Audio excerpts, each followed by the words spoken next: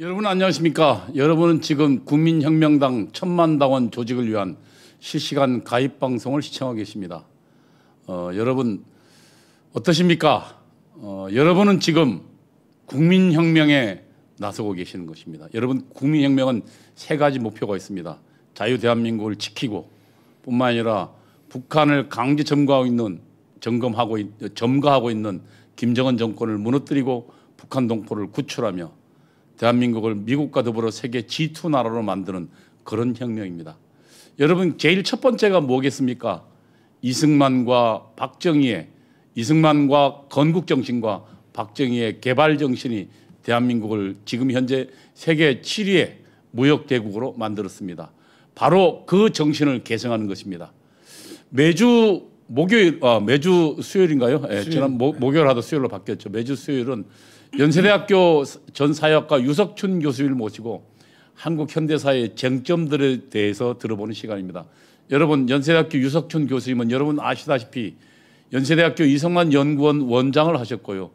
그리고 미국에서 박정희 대통령의 경제개발, 경제개혁으로 박사학위를 받으셨던 분입니다. 그러니까 대한민국에서 이승만과 박정희를 모두 아는 가장 뛰어난 교수님이라 할 수 있을 것입니다. 여러분 유석춘 교수 오늘도 오셨습니다. 안녕하십니까? 네, 안녕하십니까? 예. 과찬의 말씀을 하셔서. 아, 무슨 과찬의 말씀? 사실 아닌가요?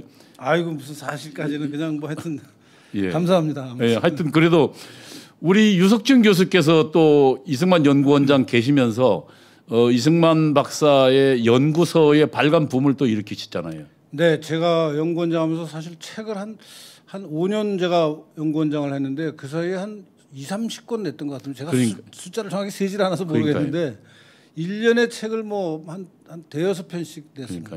그 전까지만 해도 사실 이승만 연구소들이 그렇게 많지 않았었거든요. 아주 전문적인 연구가들이 일반 사람들은 잘 보지 않는 막 학술지나 아주 학술 전문 서적만 출판이 됐었고 대중화시키는 것은 굉장히 일천했었는데 제가 대중화에 많이 기여를 했던. 그러니까요. 그러니까 사실상 대중화가 굉장히 중요한 문제인데, 그러니까 한편으로 여러분께서 우리 그 정광훈 목사가 이승만을 살려냈다는 것이 정광훈 목사의 가장 큰 공헌이거든요.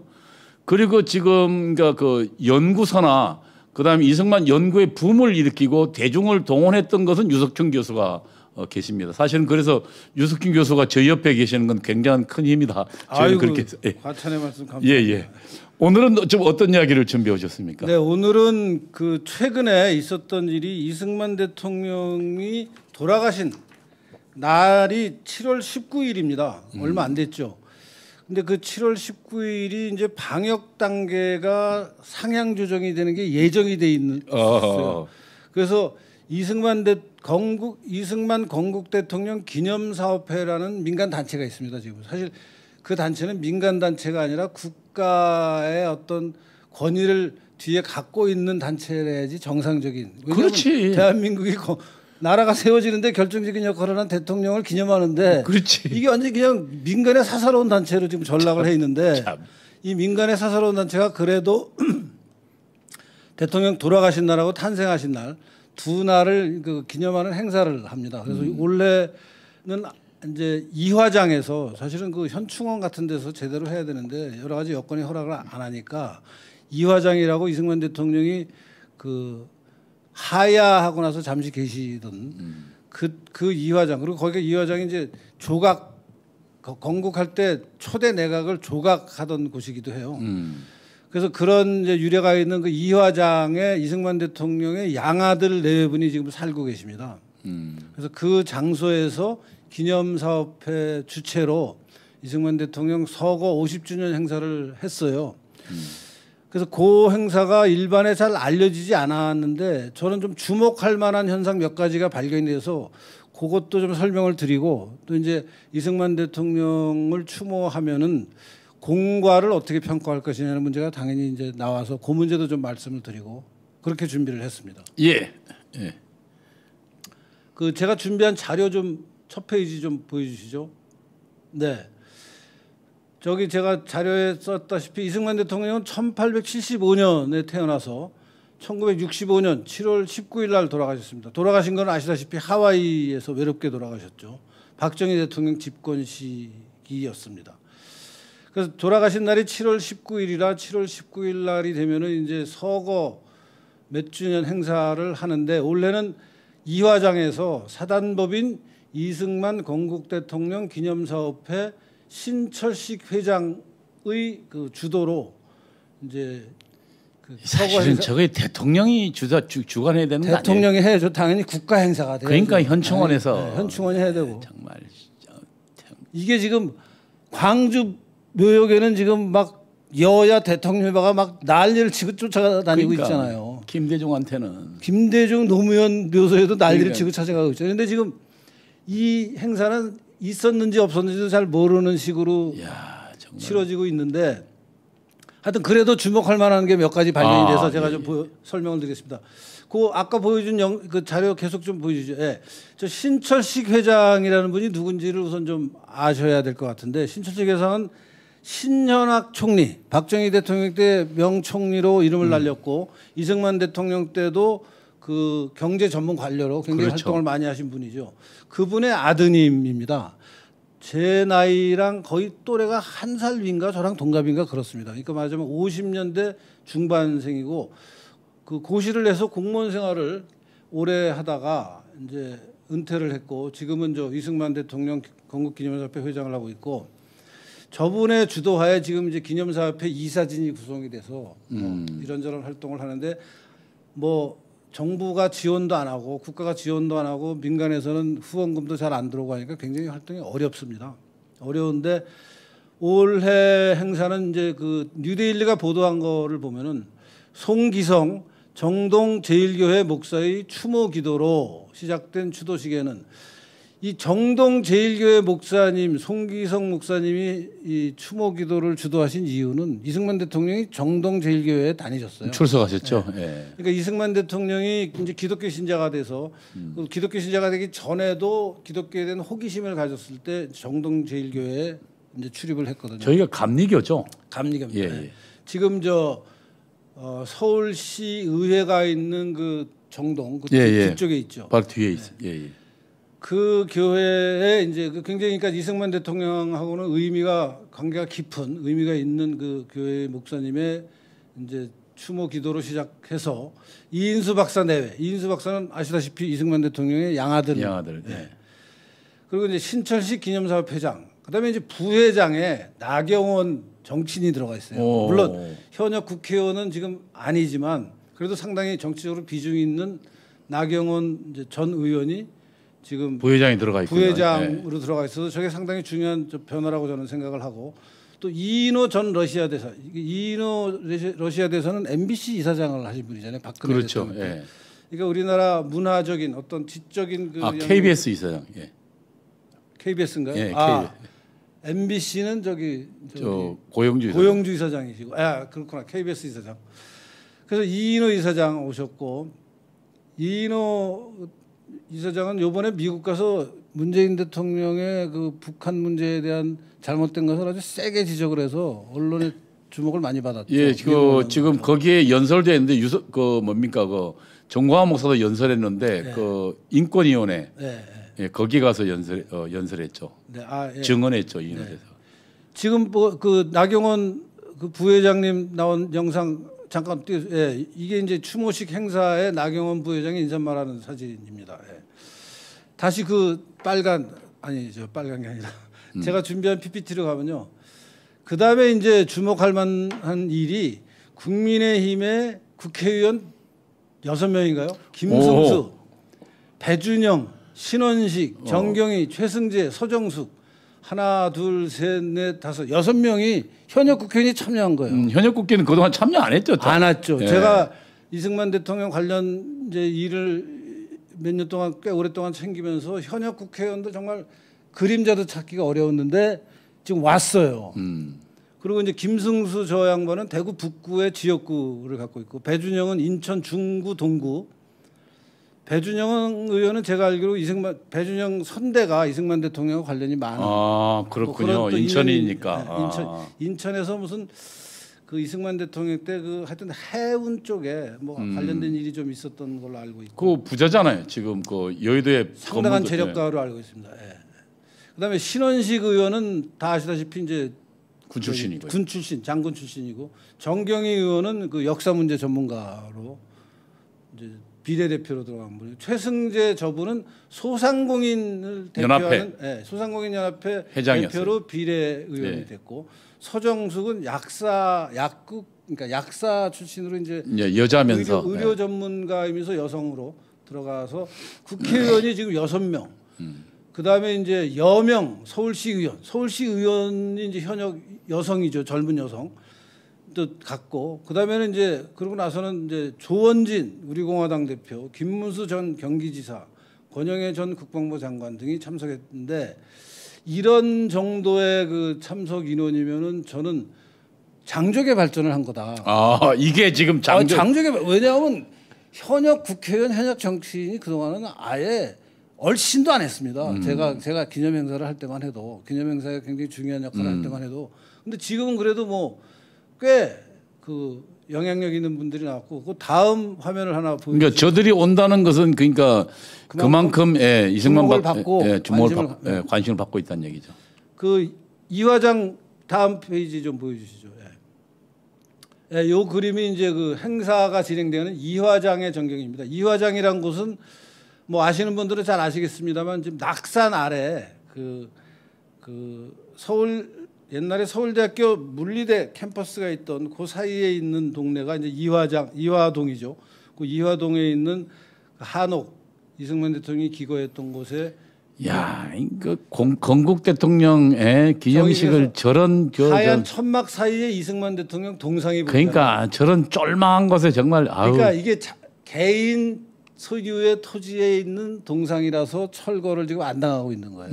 안 그러면 또 철거 공공 그 위치에 있으면 뭐 철거해라 난리를 치고 주사파 놈들이. 그나마 이제 저건 워낙 특수한 관계인이 양아드님이 사는데 정원에다가 동상을 세운 거니까 지금 이제 시비를 못 걸고 있는데 그나마 저기 이제 동상이 있어서 저기서 이제 행사를 한 거죠. 다음 페이지 좀 보여주시죠.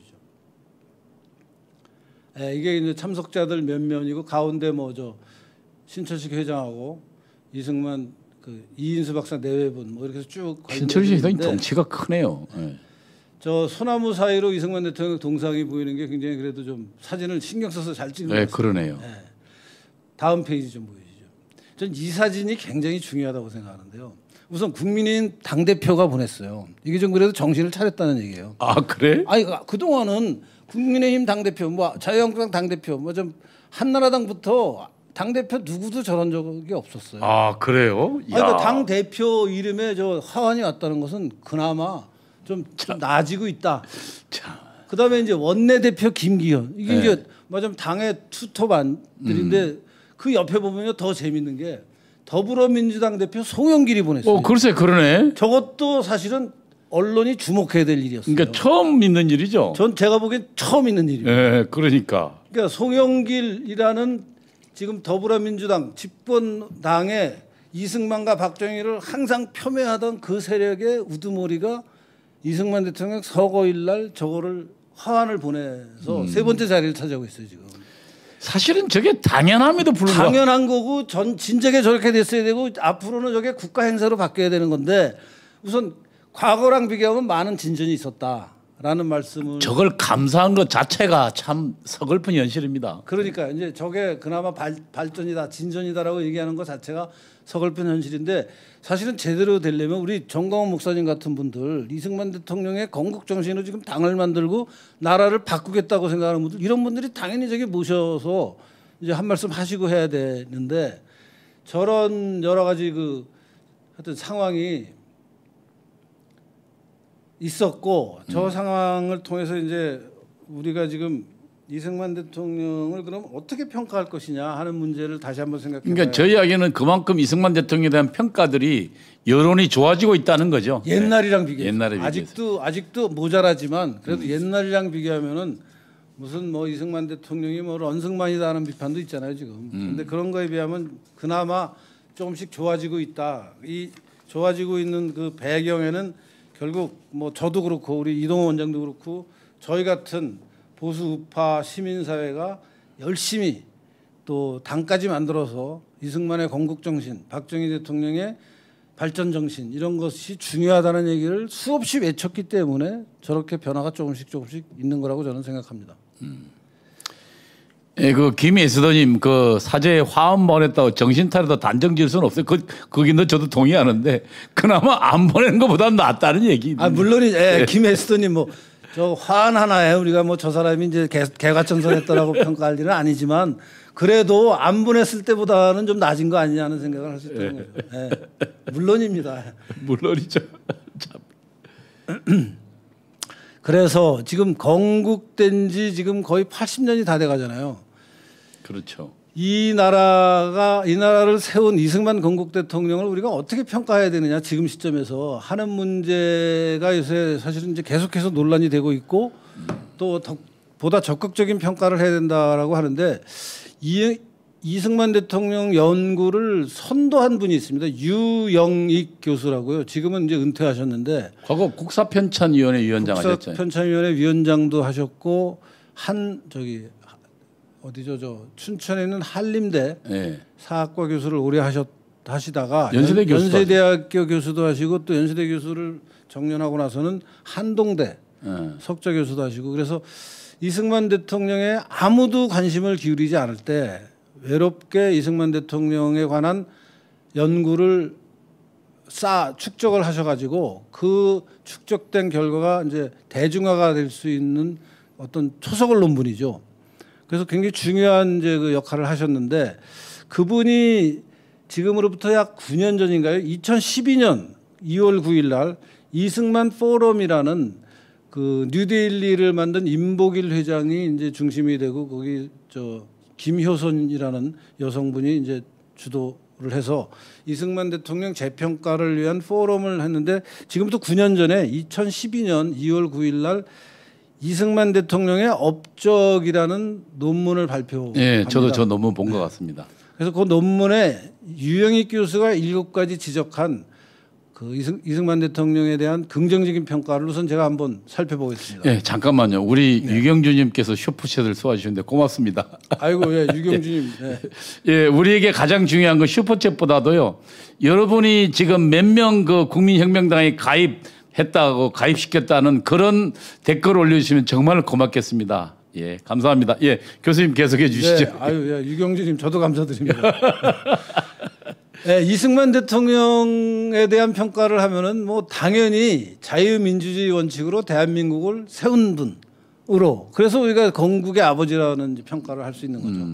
가장 중요한 것이고 두 번째 이제 유영익 교수가 뽑은 것은 대한민국의 국제사회에서의 그 정통성을 확립했다. 그래서 유엔이 우리나라 건국을 승인하잖아요. 유엔이 인정하는 국가가 되고 그다음에 일본을 상대로 평화선이라는 독도를 유지하고 글쎄, 야. 저거를 사실은 일본이랑 국제적 갈등을 각오하고 이승만 대통령이 저걸 했는데 일본이 져버려요. 져버리지. 국제관계에서 이승만 대통령이 압도를 하니까 일본이 그냥 평화선이라는 것을 일본으로서는 받아들일 수가 없는데 현실에서는 평화선이 딱 쳐져버리고 이승만 대통령이 야, 이 선 넘어오는 일본 배는 납포해라 그러니까 다 납포를 해버리니까 일본이 그냥 어쩔 수 없이 왜냐하면 국제사회가 우리 편이었거든요. 그렇게 해서 그냥 독도가 우리 땅이 되는데 가장 결정적인 현실적으로 독도가 이승만은 그러니까 그 일본은 당시 전쟁이 바로 진 직후니까 그렇죠. 국제사회에서 이제 패전국으로서의 네. 그 멍해가 있죠. 업보가 있죠. 근데 정말 이승만 대통령이 저 국제법의 최고 전문가니까 그러니까 국제사회의 역학과 그것을 뒷받침하는 논리를 잘 아니까 요때 이걸 해야 된다라고 딱 한 거예요. 근데 그냥 지켜지잖아요. 네, 사실은 저 독도가 그래서 옛날부터 우리 땅이다 아니다는 그 문헌으로 보면요. 그 독도가 뭐 석도다 무슨 뭐 율도다 그러면서 온갖 논란들이 나오는데 대한민국 그 고문원에서 나오는 그 우리나라가 독도라는 말이 실제 독도라는 말이 안 쓰였어요. 그 당시에 뭐 석도인데 울릉도하고 독도 사이에 섬으로 된 바위로 된 섬이 얼마나 많아요. 그중에 어떤 섬인지가 사실은 굉장히 애매하거든요. 그렇죠. 이영원 교수가 그거는 다 명확한 근거가 없는 거고 이승만 대통령이 평화선 쳐서 독도를 대한민국 영토로 집어넣은 게 독도가 우리 땅이 되는데 가장 현실적으로 중요한 역할을 한 거다라는 얘기를 해요. 이게 굉장히 중요한 그리고 경찰 보내고 주둔시켜서. 네. 이게 그 이른바 실효적 지배를 하잖아요. 실효적 지배. 그러니까 일본이 어떻게 할 방법이 없는 거 아니에요 지금. 그래서 그냥 저거를 이제 국제사회 논란 없이 그냥 저런 상태로 계속 50년, 100년 가면 우리 땅이 되는 거거든요. 그러니까요. 저거를 이명박 대통령이 들쑤셔 놓은 거예요. 괜히 가서 그러니까. 거기 가서 막 난리 치니까 일본에서 또 그 대응을 하고 그러면서 막 분쟁이 생기는 거 아니에요. 그러니까 이명박 대통령도 정말 역사적인 이런 쟁점이 얼마나 중요하고 거기에 대처를 어떻게 현명하게 해야 되는지를 잘 모르고 괜히 들쑤셔가지고 지금은 분쟁 지역 같이 만들어 버렸잖아요. 그냥 우리나라가 실효적인 지배를 하면서 아무 분쟁 없이 10년, 20년, 30년, 100년 가면 그냥 우리 땅이 되는 거거든요. 그게 국제법상. 그래서 이제 외교적 정통성에는 한미 상호 방위 조약 뭐 이런 것도 만들었죠. 그래서 지금도 우리가 북한의 김정은 집단이 핵무기를 개발해도 별 걱정 없이 걱정은 되지만 그렇다고 뭐 대한민국 정부가 손 놓고 있으니까 개개인 국민들로서는 어떻게 할 방법이 없는데 그나마 미군이 북한이 우리를 쳐들어오면 특히 핵 공격을 하면 우리를 보호할 테니까 우리 좀 그래도 안심이 된다 하는 상황이 아니에요. 근데 돈도 우리가 적겠어요. 지금 대만과 비교하면요. 그럼요. 대만은 지금 GDP 대비 국방비가 8% 쓰거든요. 우리는 1.8%입니다. 지금 그것도 더 깎고서 무슨 뭐 복지 비용을 늘리겠다고 난리잖아요. 이제 국방비를 좀 늘려야 됩니다. 지금. 그러니까 아니 지금 대만은 지금 그 국방비가 GDP 대비 8%인데 우리는 4분의 1도 안 쓰는 거예요. 그게 다 한미 상호 방위조약 때문이죠. 그다음에 세 번째 이제 유영익 교수가 꼽은 이승만 대통령의 업적으로는 6.25 전쟁에 미군 및 유엔군 참전을 만들어냈고 그다음에 6.25 전쟁을 거치면서 얼마 안 되던 그 군사력이 65만 대군으로 성장을 했습니다. 그러니까 군이 팽창하고 군이 나라의 기본이 되는 어떤 근간 조직으로 만들어. 그러니까 저것도 보면 그 미국의 그러니까 그 아이젠하워는 그 휴전을 그러니까 이제 전쟁을 그만두겠다 하고 그 대통령이 당선됐으니까 어떻게든 전쟁을 멈추려고 하고 이승만 대통령은 미국을 협박한 거 아닙니까? 우리 전쟁 안 멈춘다. 방공포로 석방해 버리잖아요. 그러니까 그러면서 계속 아이젠하워를 계속 몰아붙이니까 할 수 없이 그러니까 지금 그 우리에게 뭡니까 그 11개 사다인가를 넘겨주고 무기 다 주고 그리고 그 지금 휴전협정 맺는 거거든요. 그러니까 니네가 그거 안 하면은 우리는 간다. 계속한다 북진한다 그러면서 방공포로 석방해갖고 북한에 보내겠다고 난리쳤잖아. 그러니까 아니 북한에 보내는 게 아니고 그 방공포로를 그냥 남한으로 보내버린 거예요. 그러니까 방공포로 중에 이제 석방을 해서 이 사람들은 굉장히 방공포로니까 공산당을 싫어하는 사람들이죠. 당연히 북진하면 이 사람들이 앞장서겠죠. 그렇지. 그러니까 그런 사람들을 지렛대로 활용해서 미국을 압박을 하죠. 니네 휴전하려면 우리가 원하는 거 해줘라. 그러니까 휴전하려면 원하는 건데 원하는 게 뭐냐? 우리 무기 다 주고 방위조약 맺고 방위조약 맺고 북한이 남침할 때 우리 힘으로 그 자력으로 격퇴할 수 있게 니네가 좀 지금 당장은 지원해야 되지 않겠느냐 하는 얘기를 했고 미국도 얘기를 들어보니까 그 말이 맞는 것 같으니까 이제 그래서 11개 사단을 무장하고 그러니까 걔네들 돈으로 다 무장하고 그러니까 또 한미 상호 방위조약을 얘들 안 맺으려고 그랬거든. 그러니까 저런 업적이 엄청나죠 저거. 어마어마하죠. 저것만 해도 지금 사실은 저 방위조약 덕분에 우리는 전쟁에 대한 위험 없이 대한민국을 그러니까 그 산업혁명 할 수가 있었죠. 그렇죠. 위험이 아주 없진 않았지만 그래도 근본적인 걱정은 사실 그러니까 미국 전쟁이 해야 되는데 북한이 할 수 있겠습니까? 그렇죠.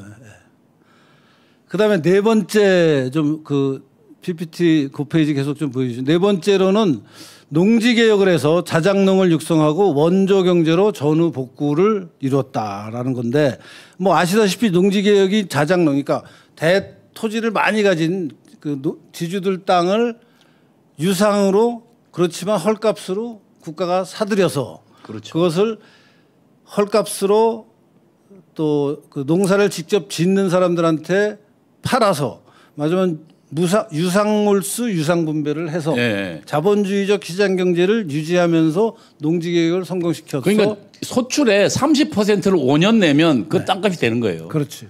그러니까 자기 농사 지어서 3분의 1 그러니까 그 소출의 그러니까 그 뭐야 그 3분 뭡니까 30%를 5년간 내면 자기 땅이 될 거예요. 그러니까 팔기도 하고 소기도 하고.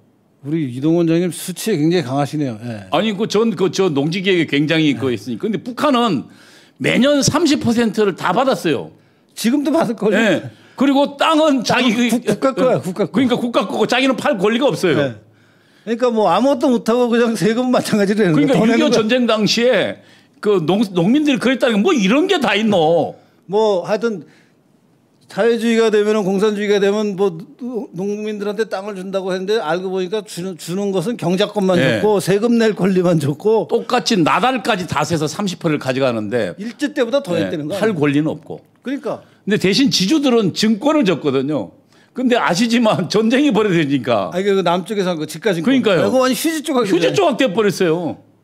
그러니까 그래서 전 세계에서 식민지에 독립한 나라 중에 이 그 농지에 대한 분배가 가장 철저히 이루어졌거든요. 그렇죠. 근데 그게 사실인데 저게 많은 사람들이 얘기하지 않고 있는 저는 친일 청산 문제하고 굉장히 중요하게 연결돼 있다고 생각하는 게요. 왜냐하면은 해방 직후에 건국 당시에 우리나라 지주들이라는 사람들이 땅을 많이 가진 사람이 누구냐? 일제 시대에 땅을 많이 늘린 사람들일 거 아니에요. 그러니까 구한 말부터 지주들도 있고 신흥 지주들이 생겨서 일제 시대에 땅을 많이 가진 사람들이 있는데 그 사람들 땅을 이제 그 농지 개혁을 했으니까 그러니까 자기가 경작할 땅 빼고는 전부 다 뺏어 버렸으니까. 그러니까 다른 말로 하면은 이게 친일 청산을 안 했다고 하지만 사실 저는 저게 친일 세력의 경제적 기반을 허무는 굉장히 중요한 수단이었어요. 농지 개혁이. 친세력뿐만 아니라 이제 당시에 그 봉건 지배세력 지주들 그러니까 다 무너져. 지주 세력의 대다수가 친일 세력이잖아요. 일제 때 뭔가 어떻게든지 돈을 번 사람들이니까 뭐 일제 때 좀 잘 나가던 사람들인데 이 사람들이 땅을 그냥 뺏긴 거예요 지금 이승만 대통령 때문에. 그러니까 이승만 대통령이 무슨 친일파를 등용했네 그러지만 친일 세력의 경제적 기반을 허문 게 농지 개혁인 거예요. 그러니까 그거를 또 주목하지 않아요. 그리고 또 6.25 전쟁에요. 왜 그러면 죽기 살기로 그 사람들이 싸웠냐? 다 농민의 자식들이거든요. 그렇죠.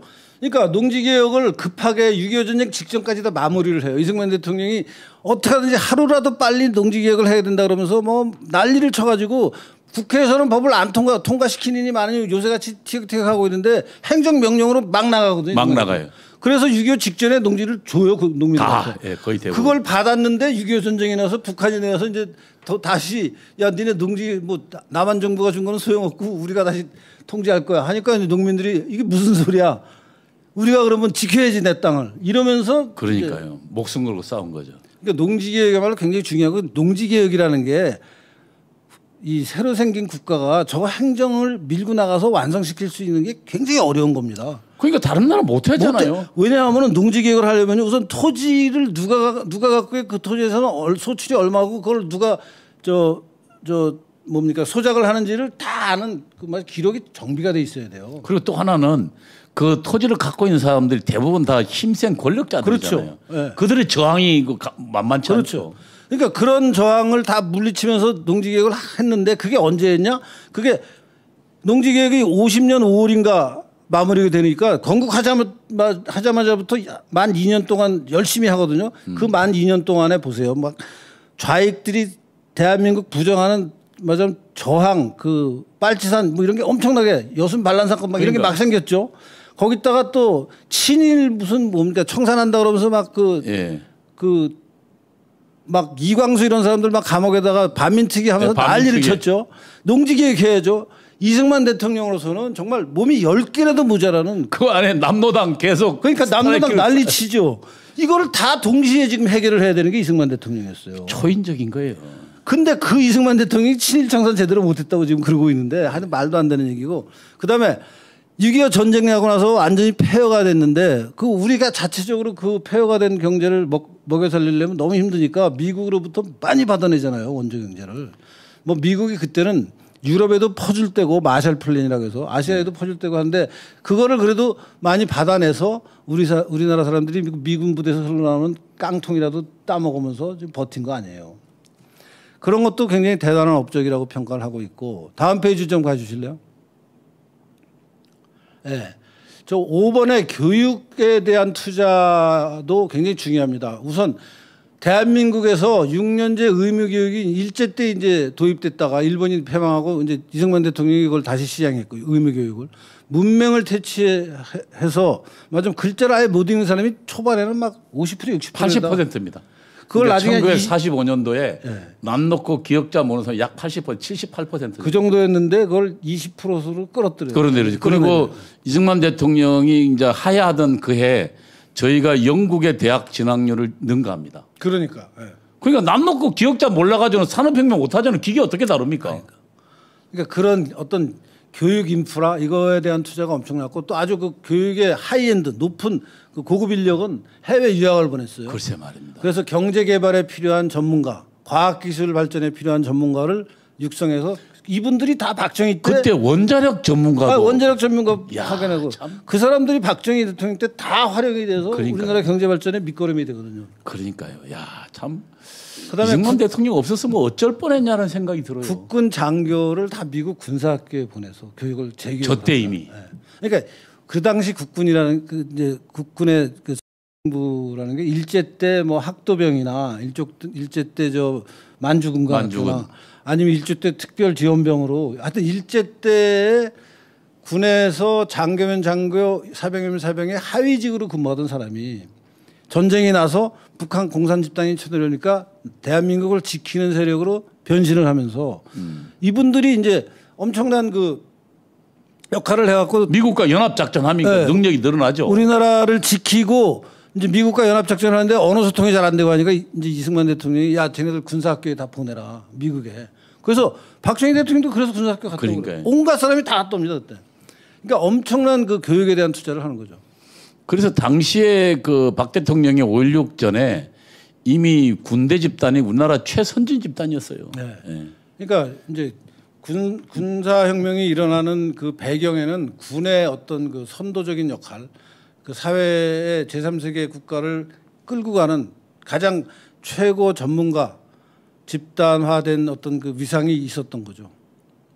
그다음에 여섯 번째 윤영익 교수가 한 게 이제 반상, 양반하고 상민 그 구별을 혁파했는데 저거는 역시 일제 때부터 이루어진 게 이제 이승만 대통령도 계속 저걸 유지한 것이고 남녀 평등 저것도 마찬가지죠. 우리나라가 48년 5월 10일 날 여자가 선거에 참여하는데요. 그렇지. 48년. 예? 스위스가 여자가 선거에 참여하는데 1970년이에요. 70년이죠. 예. 스위스보다 우리나라가 30년 이상 빨랐어요. 맞아요. 이게 사람들은 그냥 뭐 아무 생각 없이 이승만은 독재자라고 생각하는데 저런 거 생각하면요 정말 성각자입니다. 이승만 대통령이. 아니 유럽의 그 잘 나가는 스위스의 여성이 선거에 참여하는 게 1970년이에요. 그 전까지는 스위스 여자들은 선거에도 못 들어갔는데 지금 48년 건국하자마자 투표권을 준 거 아니에요. 대만도 지금 민주화된 게 70년대잖아요. 70년대보다 더 늦. 80년대인가요? 네, 예. 총통제 장기 집권하다가 예. 하여튼 넘어가죠. 근데 반상혁파도 보니까 이승만 박사가 당시 축첩을 하고 있는 사람들이 많은데 네. 그들 전부 다 자른 거예요. 너 그거 뭐야 그 첩 없애지 않으면 말이야 그 공직이 나와라 해가지고 그게 저 7번에 불교역파가 된 거였는데 그때 불교가 저거였잖아요. 일본식 대처성. 그러니까 장가가는 네. 스님들. 이 불교 이 장가가는 스님들 이거 안 된다고 다 바꿨잖아요. 그래서 7번 한글 전용을 했고 또 개신교 보급을 했고 불교의 그 부정 좀그 이게 한글 전형은 이승만 박사의 공이기도 하지만 사실은 한국 교회의 공입니다. 왜냐하면 선교사들이 처음에 한국에 와 보니까 성경을 가르치려니까 글자가 있어야 되는데 그렇죠. 이분들이 한글을 발견한 거예요. 그렇죠. 그러니까 그 전까지는 사실 그 세종대왕이 한글을 만들어 놓고는 보급을 안 했죠. 보고방 쓰는 게 없었는데 그래서 성경을 가지고 맞습니다. 예를 들면 독일어도 사실은 그 마르틴 루터 이후로 개신교가 하면서 성경 보고하면서 독일어가 발전하거든요. 네. 그러니까 한국도 한글도 사실은 성경을 그 한글로 쓰면서 발전하기 시작해요. 그렇습니다. 예.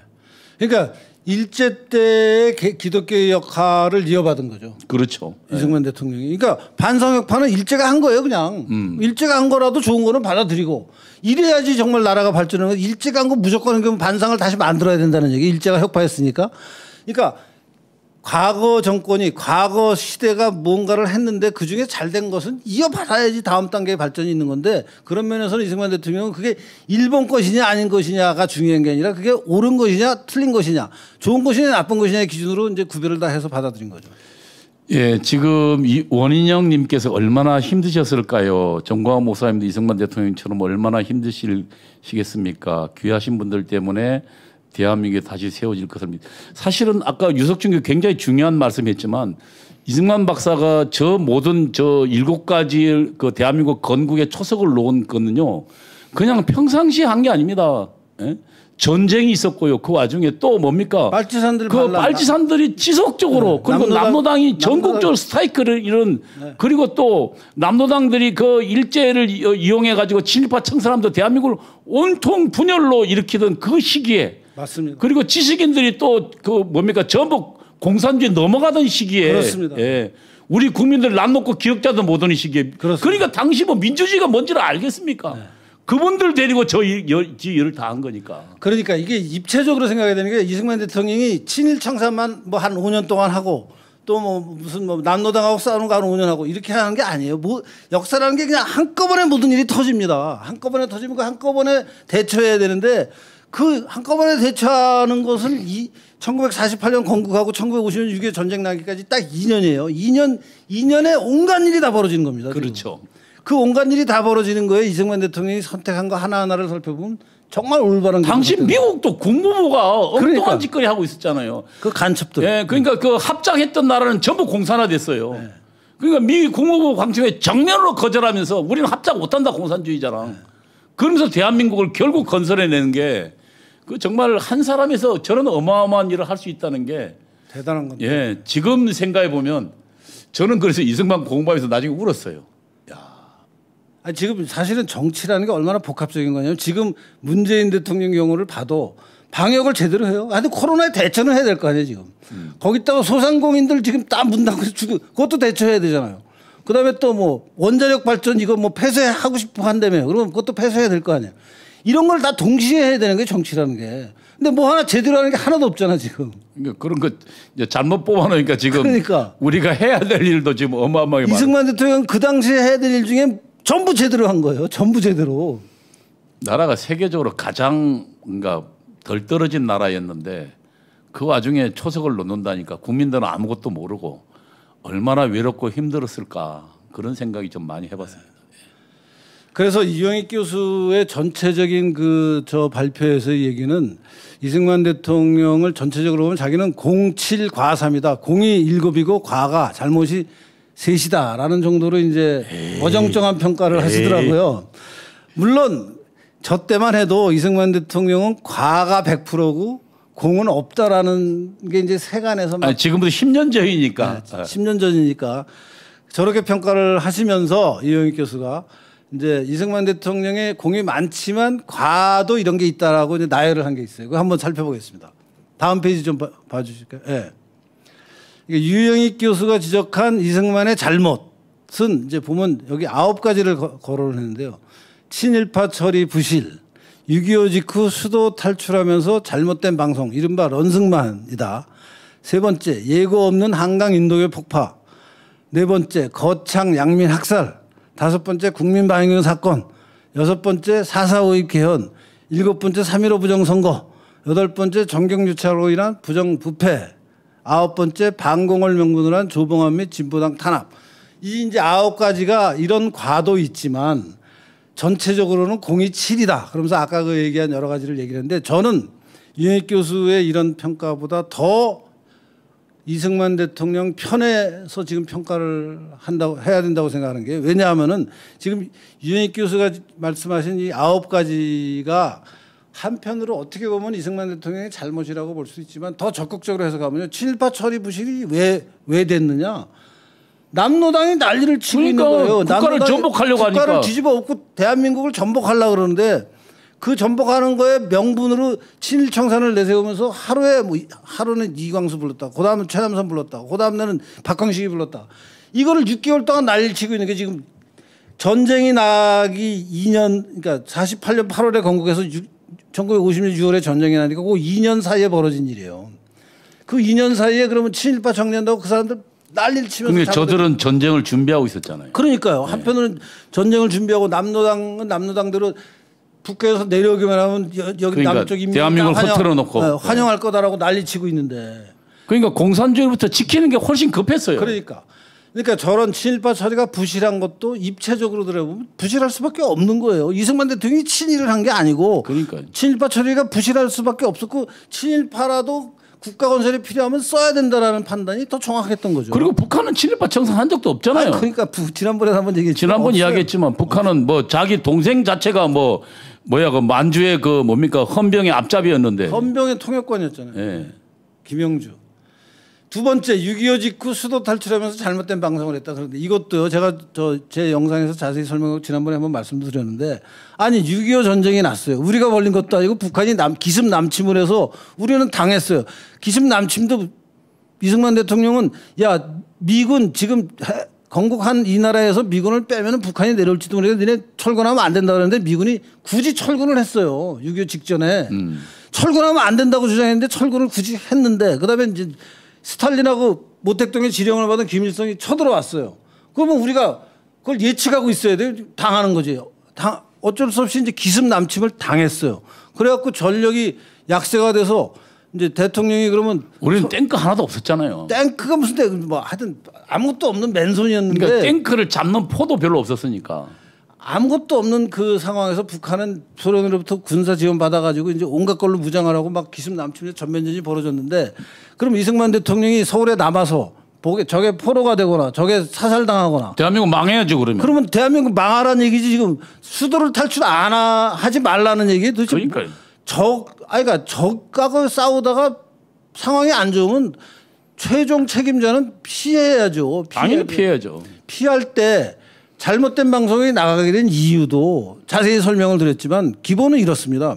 이승만 대통령이 대구까지 내려갔다가 대전으로 올라왔어요. 근데 그 대전으로 올라왔더니 미군이 드디어 참전을 결정했다라는 소식을 주한 미국 대사가 이승만 대통령 때 알려요. 무초 대사에. 무초 대사인가요? 예, 예. 그 소식을 이승만 대통령이 그러면 이제 내가 생방송을 하겠다. 서울에 있는 중계소에 연결을 해라. 내가 방송한다. 그래갖고 중계하면서 이제 미군이 참전하기로 해서 어렵더라도 좀 여러분들 고생하라도 좀 지켜주십시오라는 방송을 하는 중에 서울의 KBS 방송국이 함락을 당해요.